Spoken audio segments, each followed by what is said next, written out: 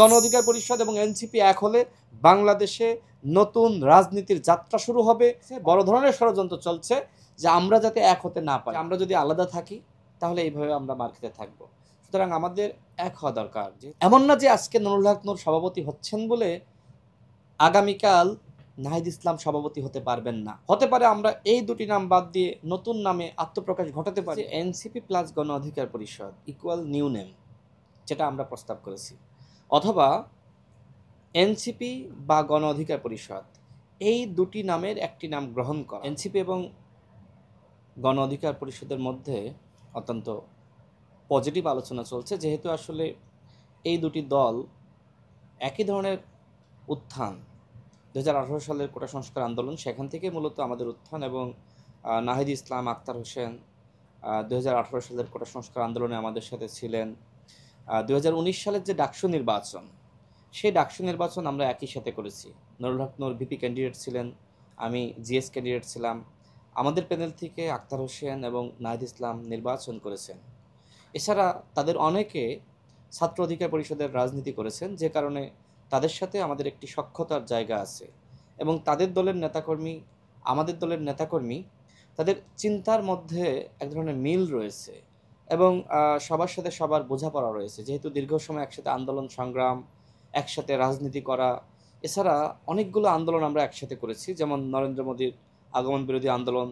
সেই সময় আন্দোলন করতে গিয়ে আমাদের নেতাকর্মীরা একসাথে জেল জুলুম খেটেছে, এখন তাদের সাথে অনেকে রাজনীতি করে, এবং বিভিন্ন ধরনের আন্দোলন ক্যাম্পাসে আমরা একসাথে করেছি, যে কারণে তাদের সাথে আমাদের যে সম্পর্ক, রাজপথের সম্পর্ক, দীর্ঘ সময় আলোচনা চলছিল যে আমাদের মনে হয় একসাথে কাজ করা দরকার।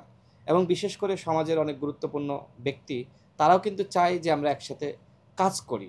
তারাও চেষ্টা করেছে, বিশেষ করে এনসিপি যখন গঠিত হবে তার আগে আসলে আমাদের ভিতরে আলোচনা হয়।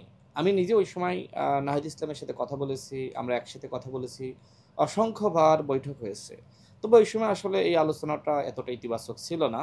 ওই সময় যেহেতু আসলে তারা সবেমাত্র দলটা গঠন করতে চাচ্ছে, তারা আমাদেরকে জানালো যে আমরা আগে আমাদের যারা পছন্দ করে আমরা তাদেরকে একটা জায়গায় আনতে চাই। এরপরে আপনাদের কমিউনিটি, আমাদের কমিউনিটি, আমরা এক হয়ে যাওয়ার পরে পরবর্তীতে আমরা পজিটিভ আলোচনা চালাতে পারি। আর নুরুল হক নূরের উপর যে হামলাটা হলো আমাদের নেতাকর্মীদের উপরে, তারপরে যখন তারা হাসপাতালে তাকে দেখতে যায়, সেখানে আমাদের নেতাকর্মী, তাদের নেতাকর্মী এবং শীর্ষ নেতৃত্বের মধ্যে এক ধরনের আলোচনা হয় যে আমরা যদি আলাদা থাকি তাহলে এইভাবে আমরা মার খেতে থাকবো। সুতরাং আমাদের এক হওয়া দরকার, যেহেতু আমাদের উত্থানটা একই রকম, এবং দুটি দলেরই আপনি যদি খোঁজ নেন দেখবেন সেই কোটা সংস্কার আন্দোলনকে কেন্দ্র করে উত্থান, এবং তাদের যারা শীর্ষ পর্যায়ে রয়েছে তারা একসময় আমাদের সাথে রাজনীতি করেছে, যে কারণে এখন গণ অধিকার পরিষদ এবং এনসিপি একীভূত হওয়ার যে আলোচনা অত্যন্ত পজিটিভভাবে চলছে। এখানে এই বিষয়ে আলোচনা হয়েছে যে এনসিপি প্লাস গণ অধিকার পরিষদ ইকুয়াল নিউ নেম, যেটা আমরা প্রস্তাব করেছি, অথবা এনসিপি বা গণ অধিকার পরিষদ, এই দুটি নামের একটি নাম গ্রহণ করা। কিন্তু এই আলোচনা কোনোটাই চূড়ান্ত হয়নি। আমরা বলি নাই যে আমাদের নাম রাখতে হবে, আবার তারাও বলে নাই যে আমাদের নাম চূড়ান্ত। এটা আলোচনার পর্যায়ে রয়েছে, আলোচনার ভিত্তিতে এটির সমাধান হবে। এখনো পর্যন্ত আমরা বলি নাই যে আমরা এনসিপিতে যোগদান করব। দেখেন, আমরা এনসিপিতে কেন যোগদান করব? গণ অধিকার পরিষদ একটি নিবন্ধিত দল, গণ অধিকার পরিষদের সংগ্রামের ইতিহাস রয়েছে। গণ অধিকার পরিষদের সভাপতি ডাকসুর সাবেক ভিপি, বাংলাদেশে তিনি বহুলভাবে আলোচিত, এবং এই গণ অভ্যুত্থানের সময় তিনি অ্যারেস্ট হয়েছিলেন।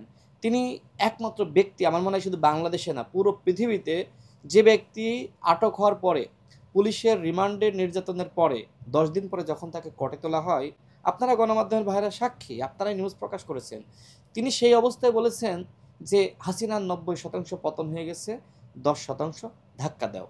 তো তাকে তো আপনি ফেলিয়ে দিতে পারবেন না, তার একটা মূল্যায়ন লাগবে। নেতৃত্বের জায়গায় তাকে আপনি কোথায় রাখবেন সেটি নিয়ে আপনাকে ভাবতে হবে। এই ধরনের আলোচনা হয়নি যে আমরা আসলে তাদের নেতৃত্ব মেনে, তাদের কাঠামো মেনে তাদের দলে আমরা যোগদান করব, এবং সেটা আমরা করব না। যদি আলোচনা এরকম হয় যে তারাও পজিটিভ, আমরাও পজিটিভ, সেক্ষেত্রে নিউ ফরমেশন হবে পার্টির, নিউ নামও হতে পারে। এটা আলোচনার ভিত্তিতে, যাই হোক না কেন আলোচনার ভিত্তিতে হতে পারে। আমরা এনসিপি নামকে গ্রহণ করতে পারি, হতে পারে আমরা গণ অধিকার পরিষদ নামকে গ্রহণ করতে পারি, হতে পারে আমরা এই দুটি নাম বাদ দিয়ে নতুন নামে আত্মপ্রকাশ ঘটাতে পারি। এটা সব আলোচনার বিষয়। এখনই যদি আমি বলি যে আমারটাই রাখতে হবে, আমি নেতৃত্ব দিব, তাহলে তো কেউ যাবে না। অহমিকা রাখা যাবে না, আন্তরিকতা বাড়াতে হবে। এখনো পর্যন্ত তাদের মধ্যে আন্তরিকতা আছে, আমাদের মধ্যেও আছে।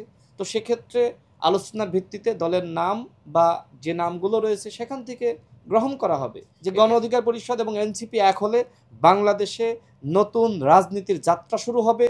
অনেকে হতাশ হয়েছে, গণ অভ্যুত্থানের পরে অনেকে হতাশ হয়েছে, সেই মানুষগুলোও কিন্তু আবার উদ্দীপনা খুঁজে পাবে, তারা আবার কিন্তু কামব্যাক করবে এবং মানুষের আকাঙ্ক্ষার জায়গাটা আপনি বুঝতেছেন।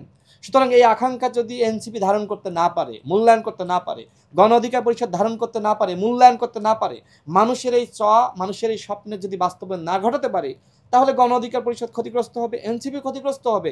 এবং যে নতুন রাজনীতির কথা বলছেন, আওয়ামী লীগের শূন্যতায় একটা নতুন রাজনীতির মানে সম্ভাবনা সৃষ্টি হয়েছে না, যে একদিকে বিএনপি, অন্যদিকে তো মধ্যপন্থী আর একটা দল দরকার। বাংলাদেশে তো এখন ওই ধরনের মধ্যপন্থী দল নাই। হ্যাঁ, একদিকে জাতীয়তাবাদ, অন্যদিকে ইসলামিক রাজনীতি, কিন্তু মানুষের আকাঙ্ক্ষা রয়েছে আরেকটা গণতান্ত্রিক রাজনীতি, আরেকটা মধ্যপন্থার রাজনীতি। এবং সেই সম্ভাবনা আমি মনে করি একমাত্র গণ অধিকার পরিষদ এবং এনসিপিকে কেন্দ্র করে আছে, অন্য কোনো দলকে কেন্দ্র করে কিন্তু এই ধরনের সম্ভাবনা নাই। অন্যথায় যখন এই দুটি দল এক হওয়ার আলোচনা মানে সামনে আসলো, দেখেন সারা বাংলাদেশে কিন্তু হইচই পড়ে গেছে।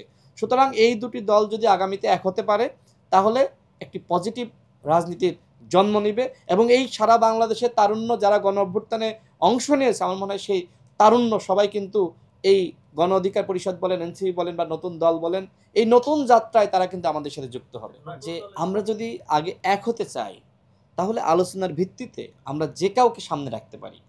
কারণ এই দলটা কোনো পারিবারিক দল হবে না। এমন না যে আজকে নুরুল হক নূর সভাপতি হচ্ছেন বলে আগামীকাল নাহিদ ইসলাম সভাপতি হতে পারবেন না। অর্থাৎ এই দলের যে কাঠামো, সেখানে স্পষ্টভাবে উল্লেখ করা আছে দুইবারের বেশি কেউ দলীয় প্রধান হতে পারবে না। সুতরাং কে দলীয় প্রধান হলো এটা আসলে খুব বেশি গুরুত্বপূর্ণ বিষয় না।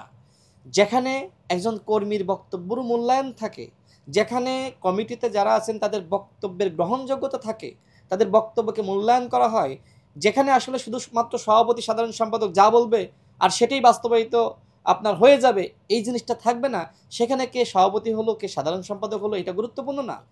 কেউ কেউ তো আমরা এক হয়ে যায় এটা চায় না, স্বাভাবিকভাবে থাকতে পারে, সরকারের মধ্যে থাকতে পারে এবং প্রশাসনের মধ্যে থাকতে পারে, যারা অন্য দলের রয়েছে তাদের মধ্যে থাকতে পারে।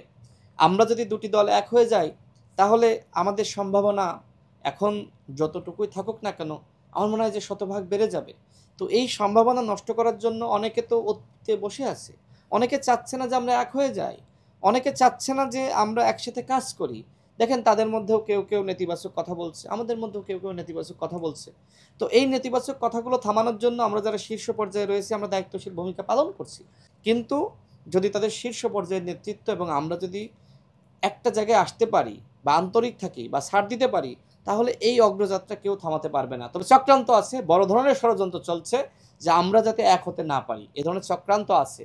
সেটা সরকারের কোনো উপদেষ্টা করতে পারে, সরকারের মধ্যে যারা আছে তারাও করতে পারে, আবার নাও করতে পারে। এই সম্ভাবনা তো এড়িয়ে দেওয়া যায় না। তবে আমি খুব হতাশ হয়েছি, যাদেরকে ফেসবুকে মানুষ ফলো করে, যাদের কথা শোনে, বক্তব্য শোনে, তাদের কেউ কেউ এই জিনিসটাকে পজিটিভভাবে না দেখে তারা নেগেটিভভাবে দেখছে। কেন আমি জানি না। আজকে তারুণ্য এক হলে কার সমস্যা? বরং সবার তো আহ্বান জানানো দরকার, শুধুমাত্র এনসিপি গণ অধিকার পরিষদ না, আরও যত তারুণ্য আছে সকল তারুণ্য এক হও, বাংলাদেশের অগ্রযাত্রাকে সামনের দিকে অগ্রসর করো। এই ধরনের চিন্তা তো সবার মধ্যে থাকা উচিত।